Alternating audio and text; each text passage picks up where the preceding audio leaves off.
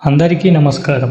మనం 41వ శ్లోకంలో అధర్మం వల్ల సమాజంలో క్రమశిక్షణ లేని సంతానం ఎలా పెరుగుతుందో అర్జునుడు చెప్పడం విన్నాం. ఇప్పుడు 42వ శ్లోకంలో ఈ పరిస్థితి వల్ల ఆ వంశంలోని పెద్దలకు మరియు చనిపోయిన పితృదేవతలకు ఎలాంటి నష్టం జరుగుతుందో అర్జునుడు వివరిస్తున్నాడు. ఓ కృష్ణ, ఈ క్రమశిక్షణ లేని సంతానం వల్ల ఆ వంశాన్ని నాశనం చేసిన వారితో పాటు ఆ వంశమంతా నరకానికి వెళ్తుంది. అంతేకాదు, ఆ వంశంలోని పితృదేవతలు అంటే చనిపోయిన పెద్దలు కూడా వారికి అందాల్సిన పిండం నీరు అందకపోవడం వల్ల అధోగతి పాలవుతారు. ఈ శ్లోకంలో అర్జునుడు కేవలం ఈ లోకం గురించి కాకుండా పరలోకం గురించి కూడా మాట్లాడుతున్నాడు.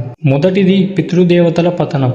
మన సంప్రదాయం ప్రకారం చనిపోయిన మన పెద్దలకు మనం ఇచ్చే గౌరవం, తర్పణాలు వారిని ఉన్నత లోకాల్లో ఉంచుతాయి. కానీ వంశం నాశనమై సంప్రదాయాలు తెలియని సంతానం పెరిగితే ఆ పితృకార్యాలు ఆగిపోతాయని, తద్వారా మన పూర్వీకులు కూడా కష్టపడతారని అర్జునుడు భయపడుతున్నాడు. రెండవది నరక ప్రాప్తి. ధర్మం తప్పిన కుటుంబం మొత్తం శాంతిని కోల్పోయి నరకానికి వెళ్తుందని అర్జునుడు నమ్ముతున్నాడు. మూడవది వంశహంతకులు. ఎవరైతే యుద్ధం చేసి తమ బంధువులను చంపుతారో వారే మొత్తం వినాశనానికి కారణమవుతారని అర్జునుడు తనకు తాను నిందించుకుంటున్నాడు.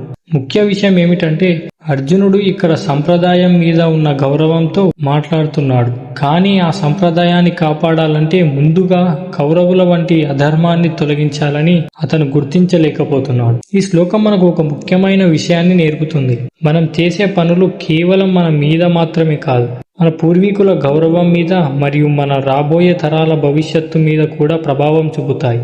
అర్జునుడిలాగే మనం కూడా కొన్నిసార్లు భయపడి అసలైన ధర్మాన్ని మర్చిపోతాం.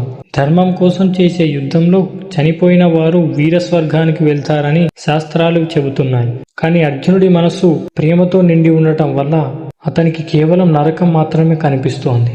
వంశధర్మాలు, జాతి ధర్మాలు అన్నీ నాశనమైపోతాయని అర్జునుడు ఎంతో బాధపడుతున్నాడు. ఈ పాపం వల్ల మనం శాశ్వతంగా నరకంలో ఉండాల్సి వస్తుందని అతను ఎందుకు భయపడుతున్నాడు? ఆ భయాన్ని అతను తర్వాతి శ్లోకంలో వివరిస్తాడు. హరే కృష్ణ.